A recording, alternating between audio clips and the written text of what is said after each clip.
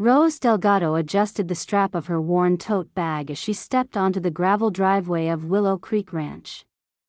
The afternoon sun cast long shadows across the manicured lawns, pristine white fences, and the finely groomed horses pacing leisurely in their stalls. She blinked quickly, swallowing a mix of nerves and excitement. This was supposed to be her moment, a long-awaited escape from years of hard work behind the supermarket cash register and exhaustion that settled in her back every evening. She smoothed down the faded cotton dress she'd found at the thrift store last summer and cautiously approached the ranch's gleaming main house. A few guests in crisp riding gear and polished boots passed by, their laughter ringing out easily as champagne glasses sparkled in their hands. Rose's hands tightened around the handles of her tote, the fabric fraying where her fingers gripped. At the entrance desk stood a woman as sharp as her perfectly tailored navy blazer, clipboard in hand.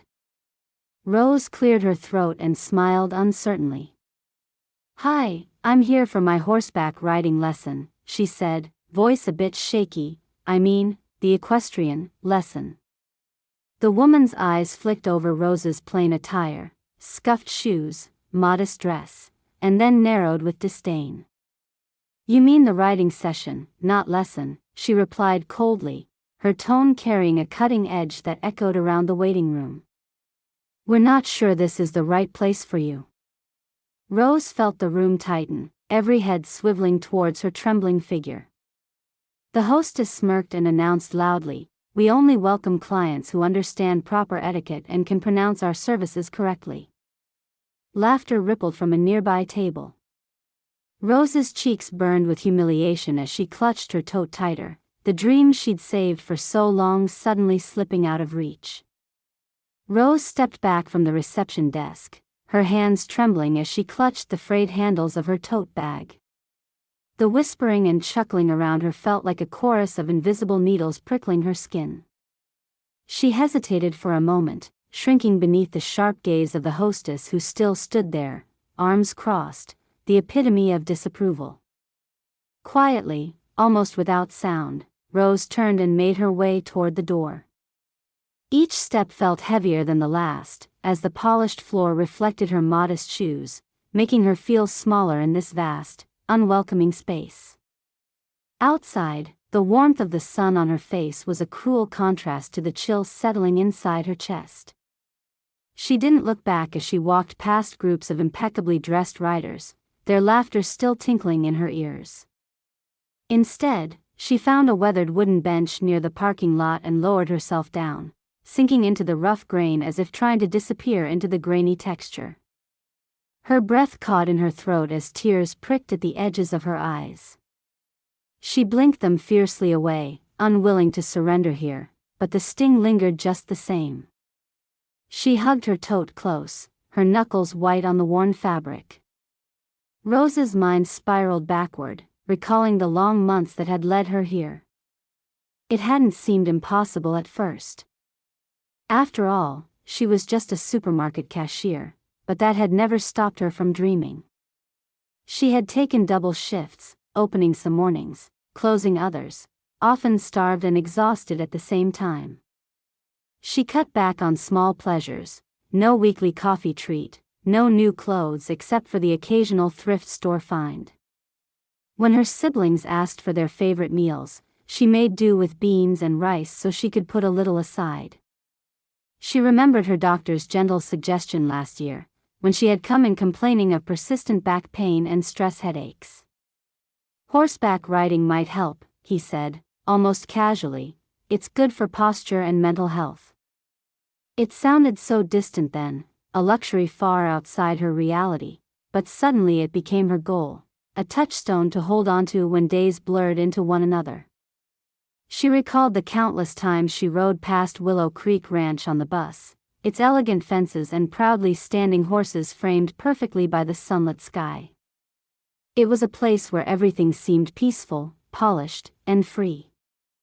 For Rose, it had become a dream to be there, to feel the rhythm of a horse's gait, to hear the wind rushing past, and for a moment, let go of years of weight pressing down. Those memories swirled with the pain of the moment, the hostess's scorn, the laughter that wasn't kind, the harsh words. It was more than embarrassment, it felt like erasure. Rose, who had fought so hard for this day, who had saved from every paycheck like it was a treasure, was made to feel invisible, or worse, a mistake. She described her dreams so often to herself, a quiet ritual during bus rides or in the half-lit moments before sleep. This dream had held her together through lonely nights, stressful days, and moments of doubt. It had promised something beautiful, something beyond the small worries of bills and broken shoes. Now that dream lay fractured beneath the weight of mockery. Rose took a deep breath, trying to hold on to the flicker of warmth beneath the cold. Despite the pangs of humiliation, there was a flicker of defiance, a quiet ember that refused to go out completely. It whispered that she was more than the judgment she faced here. As her thoughts swirled, the distant sounds of the ranch buzzed dimly behind her, the rhythmic clatter of hooves, the soft murmur of voices, the crisp snap of reins. A fragment of what should have been waiting for her. But it wasn't. She sat there for a long time, her body leaning forward, elbows resting on her knees, watching the sky turn from bright blue to the soft orange hues of evening. Around her, the world kept moving, cars pulling up, guests drifting past, staff bustling inside. None paused for the woman on the bench with the worn tote and the heavy heart. Yet in this solitude, Rose began to piece together something new. The pain might be sharp, but within it was the proof she had dared to try. That she had taken a step, no matter how small, toward a part of life she wanted to claim. She thought of her siblings waiting for her at home, how they would ask about her day, how she would brush off their questions with a smile because she didn't want to cloud their dreams with her disappointments. The dream wasn't lost. It was bruised, but not broken. Rose finally stood, brushing dust off her dress as the sun dipped lower. She pulled her tote up onto her shoulder and walked away from the ranch, not with the image of shame, but with a quiet promise etched deep in her bones. This was not the end, not for her. Her back ached, but there was strength in her step. If she could save enough to try again, if she could find another way to taste that freedom on horseback, then it would be hers to claim. No sneers or snide remarks could shrink the size of her ambition. Slowly, Rose receded down the gravel path toward the bus stop, the weight of humiliation tempered now by the stubborn pulse of hope. She was tired, yes, but not defeated. Her journey was far from over. Rose's feet crunched softly over the gravel path as she began to leave the ranch grounds behind. The sun had dipped lower, casting a warm amber glow across the rolling fields, and the soft scent of hay lingered in the air, blending with the faint aroma of blooming wildflowers. The pain of humiliation still clung to her nerves, but her mind was slowly clearing, shifting focus to the day stretching ahead, one to survive, endure, then recover from. As she passed the side entrance, a narrow door tucked between two weathered wooden buildings, she caught sight of an unusual detail. The emergency exit door's horizontal panic bar was chained tight with a thick, rusty padlock. The chain looped twice around the handles, ensuring no one could push it open quickly. Confused, Rose paused and glanced around. The area was quiet, aside from distant voices from the main building. Shadows lengthened across the cracked pavement, the golden sunspots struggling to reach the ground beneath overhanging trees. The locked door felt wrong. Fire safety procedures always emphasized quick and easy emergency escape routes. Why would a public facility, especially one filled with families and guests, lock an emergency exit? The soft murmur of voices nearby brought Rose's attention. She edged closer and overheard two employees speaking in low tones behind a corner. One was a young stable hand with smudged cheeks and tired eyes. The other was a middle-aged woman polishing saddles. "I don't like it either," the young man whispered, glancing nervously toward the main building's shining windows, "but the boss said to keep it locked. No exceptions." said something about keeping people in line. The woman sighed deeply. It's just wrong. If there's a fire or something, no one gets out fast. We're breaking every rule. Rose's heart quickened, and without revealing herself, she discreetly pulled out her phone and snapped a photo of the locked panic bar, the chain and padlock stark against the faded blue door. Thanks for telling me, she murmured silently before stepping back, careful not to be seen. Rose's thoughts tumbled. Such blatant disregard for safety was dangerous, especially with children and elderly guests around. She remembered the small boys playing earlier on the lawn, their laughter echoing beneath the wide sky. If an emergency arose, that locked door could turn a tragedy into a nightmare. As she continued down the path toward the bus stop, Rose's eyes caught sight of another troubling detail. Near the fenced playground area, several weathered buckets labeled organic fertilizer sat unattended, some with cracked lids leaking an acrid smell. The ground beneath showed dark, sticky patches.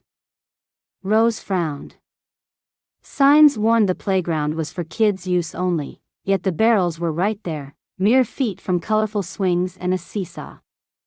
The thought of chemicals seeping into the soil where children played sent a cold shiver down her spine. Her thoughts wandered back to the staff members' hushed conversation. What kind of place risks its guests' safety like this? With a cautious glance around to ensure she remained unseen, Rose snapped photos of the leaking barrels and the warning signs near the play area. Once home, Rose sat at the cramped kitchen table, the dim light above casting a halo over scattered bills and notes. She reread her photos on the phone and began composing an email. She described the locked exit clearly, emphasizing the danger it posed. She added the chemical spill near the playground, noting its potential harm, especially to children's health. Her fingers hesitated when she reached the last part of the message. She could send it to the local fire safety department directly, but the ranch had seemed so untouchable, so polished and exclusive, the kind of place that always managed to keep their image spotless. Then, after checking again, she decided to include a regional journalist she had found online, someone with a reputation for consumer advocacy and uncovering unsafe conditions. If someone with a bigger voice amplified her message, perhaps things could change. Rose sat back, exhaling a breath she hadn't realized she'd been holding. Sending the email felt like a first step in turning a painful experience into something meaningful, not just for herself but for anyone who might visit that ranch and remain vulnerable. Later that evening, as she prepared dinner for her siblings, her phone buzzed with notifications, an unexpected and sudden surge of messages. Curious, she checked her inbox to see an automatic reply from the journalist acknowledging her email and promising a prompt follow-up. Rose's pulse quickened at the thought that maybe this quiet act of observation could ripple beyond her own disappointment. That night, as she lay in bed, the feeling of humiliation she'd carried that day felt less sharp. Instead, a slow warmth grew inside her, a quiet certainty she might have helped prevent a future tragedy. She thought about the long path ahead, about more hard days and challenges, but now there was something else alongside, hope intertwined with determination. Tomorrow, she would go to work, scan groceries, smile for customers, and save every spare cent again. But she had taken a stand, not by words screamed into a crowded room, but by noticing what others missed and having the courage to act. And for Rose Delgado, that was enough to keep moving forward, one step, one quiet victory at a time. Within days of Rose Delgado's email being received, the story began to take flight far beyond her small town. The regional news outlet she had contacted, a local station known for hard-hitting consumer reports, released an article featuring the photographs she had taken, the padlocked emergency exit, the chemical barrels leaking near the children's playground, and details sourced from interviews with unnamed staff members corroborating her claims of unsafe conditions. Rose's name was mentioned as the courageous whistleblower who had refused to let her painful experience go unheard.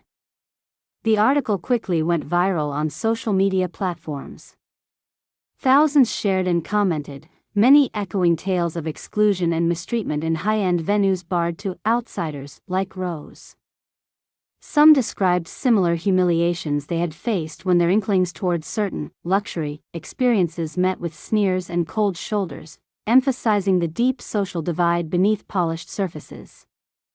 But alongside these stories of exclusion, many voiced their admiration for Rose's bravery and resourcefulness, celebrating her decision to act despite the ridicule she had endured at the ranch. The ranch itself scrambled to respond, releasing a carefully worded statement the day after the article appeared online. It claimed that the locked fire exit was part of a temporary security protocol designed to prevent unauthorized access during non-operational hours, and described the chemical storage incident as misunderstandings in labeling and temporary containment measures. The management assured the public that guest safety remains our highest priority, and that they would cooperate fully with any inspections.